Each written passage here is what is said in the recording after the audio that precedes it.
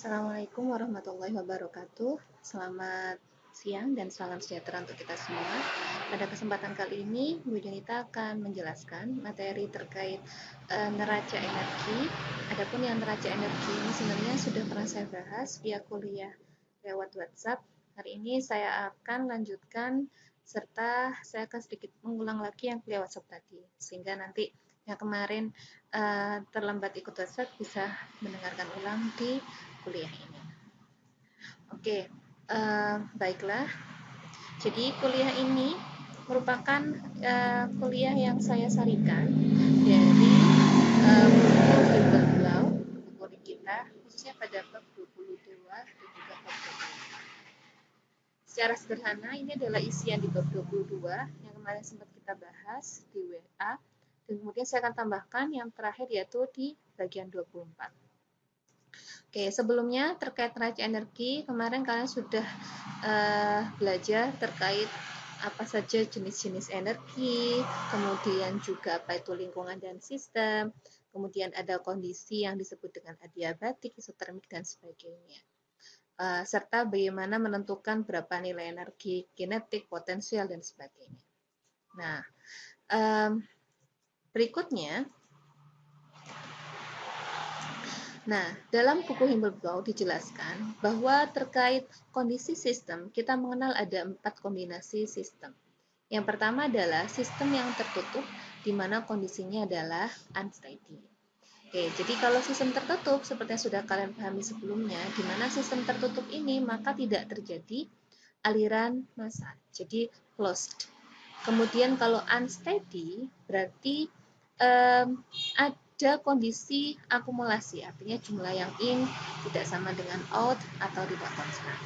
Di sini bisa kalian lihat, ini contohnya adalah heating water in a closed vessel, memanaskan air di dalam bejana tertutup. Bisa dilihat ada Q masuk sekitar 10 kJ, kemudian ada uap yang ada panas yang keluar, tidak ada uap ya karena sistem tertutup, 2 kJ. Berarti di sini ada akumulasi atau menunjukkan adanya unsteady yaitu sebesar energi 8 kJ. Oke, ini ada contoh kompresi gas dalam silinder, di mana di sini gas ini ditekan. Ada gaya yang diberikan kepada sistem, ada 5 kJ dan tidak ada yang keluar. Maka di sini delta I-nya naik jadi 5 kJ berasal dari kerja yang diberikan kepada sistem, diberikan atau dikenakan ke sistem. Dan ini ada pemberian energi elektrik dari heater pemanas, di mana energi elektrik tadi menghasilkan heater pemanas dalam suatu ruangan tertutup adiabatik, sejumlah energinya 7 kJ, maka di sini delta I-nya juga ada 7 watt dari hasil kerja yang diberikan kepada sistem. Nah, sebelumnya mesti diingat ini ya, nilai W itu atau kerja akan bersifat negatif jika dikerjakan oleh sistem. Jadi sistem itu memberikan kerja. W akan positif jika ada suatu kerja dikenakan atau diberikan kepada sistem. Kemudian Q atau kalor ini akan bernilai negatif jika dia keluar sistem dan akan bernilai positif jika dia masuk ke dalam sistem. Jadi kalau secara umum pada kondisi ini energi dalam yang berlangsung di dalam sistem ini dipengaruhi dari energi secara keseluruhan, dipengaruhi energi dalam, energi potensial, energi kinetik, dan juga akan setara. Ini karena di sini tidak ada perubahan massa ya, jadi ini diam dan hanya ada perubahan W dan Q yang keluar dan masuk. Ini formulasi yang berlaku pada kondisi pertama, yaitu sistem tertutup dan unsteady state. Oke, berikutnya adalah jika dia sistem tertutup masih dengan unsteady state. Jadi pada soal yang terkait kondisi ini seringkali terjadi besaran nilai Q. Jadi biasanya berdasarkan soal persamaan tadi itu biasanya ujung-ujungnya kita hanya menentukan nilai Q-nya berapa. Nah, nilai Q ini bisa berasal dari, utamanya adalah banyak berasal dari perubahan energi dalam atau energi dalam, saya balik ya. Energi dalam ini yang terjadi pada bahan biasanya utamanya berasal dari Q yang diberikan atau dikeluarkan dari atau ke dalam sistem. Nah, biasanya kalau untuk satuan SI, jadi kita mengenal sebelumnya ya, ada 4 satuan. Ini akan dibahas ada SI, Satuan Internasional dan American Engineering. Kalau untuk terkait SI, biasanya kalau kita berhubungan dengan nilai energi dalam, itu energi dalam di sini delta M, delta U di sini sesuai adalah delta bahan pada jumlah tertentu M dikalikan delta U parsialnya dia setelah kondisi akhir dengan kondisi awal. Biasanya ada perubahan suhu. Atau Q juga dapat dinyatakan dalam satuan yang biasanya dibahas di American Engineering, di mana kalau biasanya berhubungan dengan American Engineering, biasanya nilai Q-nya itu atau perubahan delta U-nya itu didasarkan pada adanya perubahan tekanan dan volume, sehingga nilai entalpinya berubah. Ini biasanya kita dapatkan dalam neraca dalam steam table. Oke, nanti untuk jelasnya bisa dilihat di buku lagi ya, Himmelblau-nya. Kemudian ini kondisi berikutnya, kondisi kedua, sama, sistemnya tertutup, tapi kondisinya adalah steady. Ingat, kalau dia tertutup tidak ada perpindahan massa, apalagi steady, tidak ada akumulasi energi, atau bisa dilihat di contohnya ini, delta E-nya sama dengan 0 semua. Jadi ada yang masuk, ada yang keluar. Kerja masuk, Q keluar. Ada W masuk, Q keluar. Sehingga kalau sudah seperti ini, delta E-nya 0, delta U-nya juga 0, E0, P0, maka nilai Q plus W sama dengan 0. Jadi, ini biasanya W sama dengan minus Q atau Q sama dengan minus W secara sederhana. Nah, berikutnya adalah kondisi yang ketiga, di mana sistem terbuka dan unsteady, yaitu ada perpindahan massa dan juga ada akumulasi. Ini adalah persamaan umum yang akan banyak kita pakai sebenarnya sampai kepada yang lain-lainnya. Delta E atau delta E ini juga adalah kondisi dari waktu kedua waktu pertama itu sama dengan Q plus W minus delta H minus delta KE atau minus PE. Atau kalau ini boleh digabungkan jadi satu. Minus delta H plus KE plus PE. Nah, di sini ada dua simbol ya di sini, dua simbol delta. Standing for a difference then has two different meaning. In delta E, delta ini berarti kondisi akhir dikurangi kondisi awal pada waktu tertentu. Sedangkan pada H, PE dan KE, delta ini berarti yang keluar dari sistem dikurangi ke dalam sistem. Ya, jadi ini ada dua perbedaan delta ini. Jadi kalau nanti dipakai di rumus ini harus benar-benar diperhatikan. Jadi bukan berarti delta KE ini ada yang KE awal KE akhir tidak, tapi biasanya masuk atau yang keluar. Oke, nah yang terakhir kondisi yang keempat adalah sistemnya terbuka, ada perbedaan massa, tapi tidak ada akumulasi. Jadi ingat, kalau steady state itu adalah kondisi di mana semua parameter suhu, tekan dan lain itu tidak, dan massa tidak berpengaruh terhadap waktu proses, yaitu kondisi awal dan akhir, sehingga delta E-nya 0. Maka yang berlaku adalah Q plus W sama dengan delta H PE plus KE. Ini bisa dilihat ya. Dari rumusan ini tadi, jika deltanya E0, ini kan tinggal pindah ke posisi berikutnya. Minusnya pindah, jadi ini. Nah, kalau bahkan pada beberapa kasus, nilai PE sama nilai KE sangat kecil, sehingga hanya tinggal sisa Q plus W sama dengan delta H.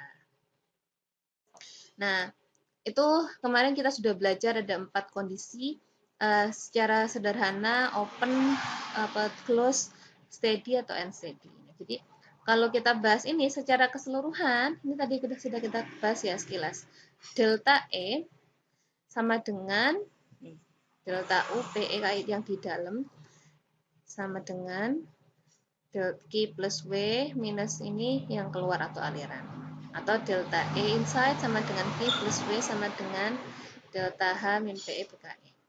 Umumnya akan kita dapatkan ada 3 kondisi, yaitu closed system, open system.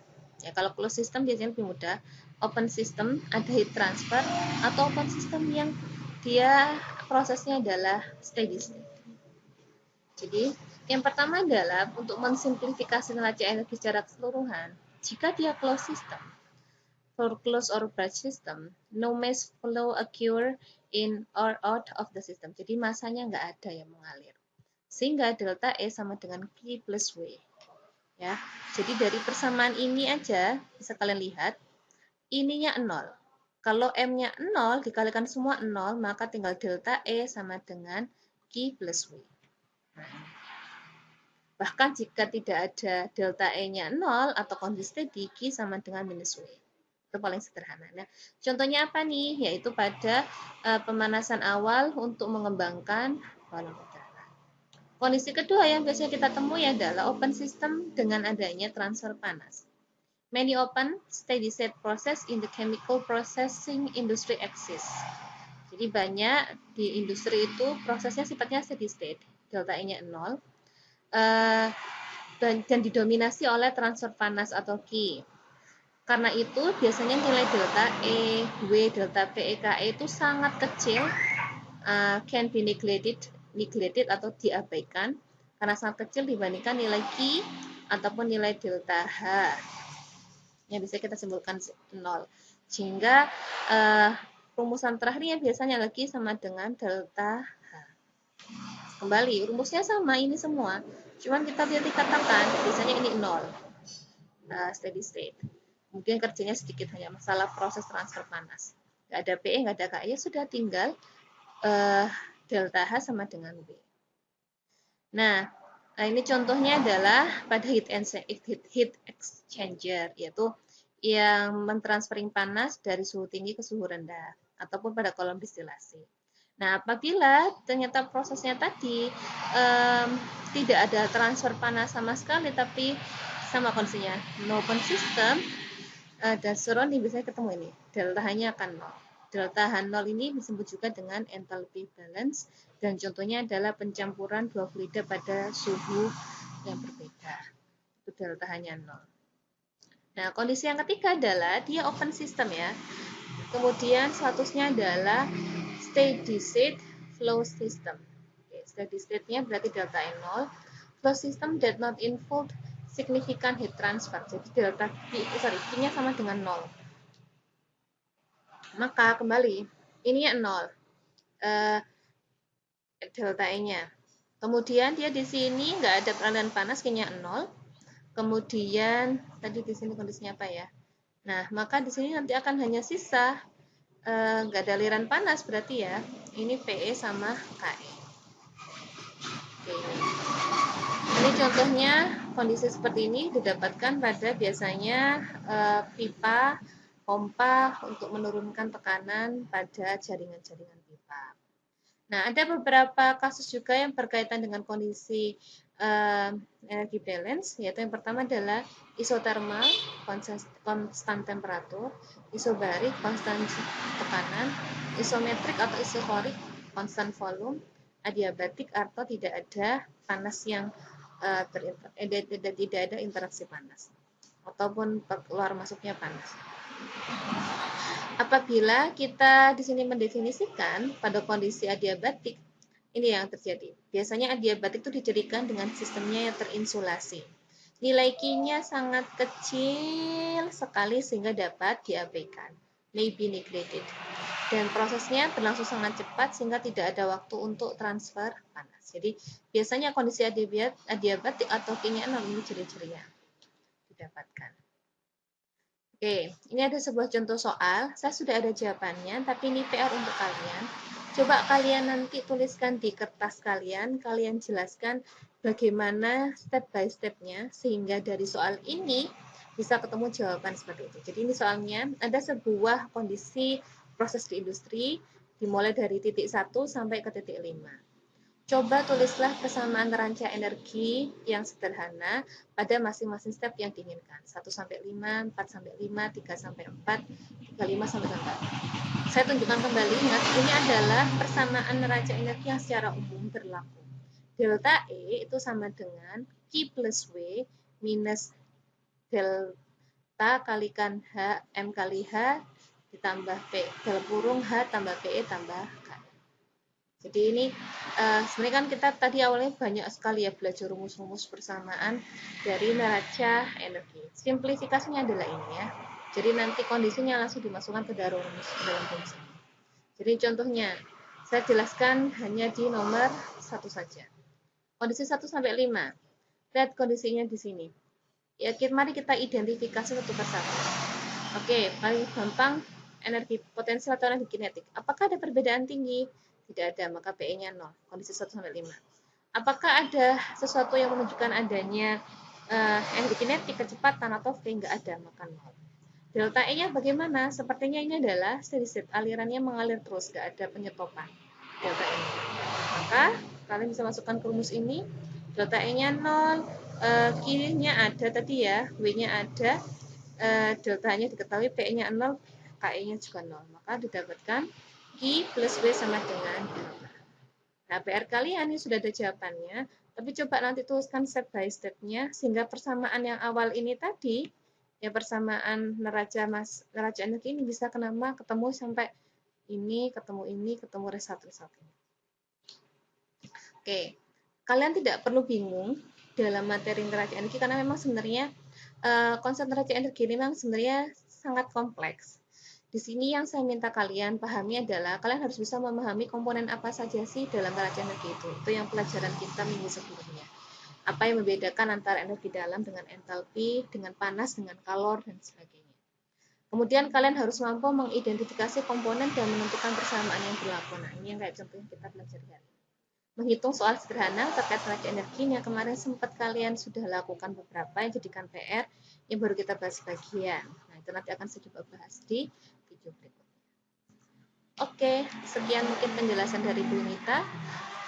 Silakan dipelajari. Jika tidak ada yang tidak paham, bisa ditanyakan, dan jangan lupa PR-nya untuk minggu ini adalah pembuatan video terkait penjelasan soal untuk simplifikasi energi. Jawaban soalnya sudah ada, saya hanya minta kalian untuk menjelaskan. Oke, sekian, terima kasih dari saya, semoga bermanfaat. Assalamualaikum warahmatullahi wabarakatuh.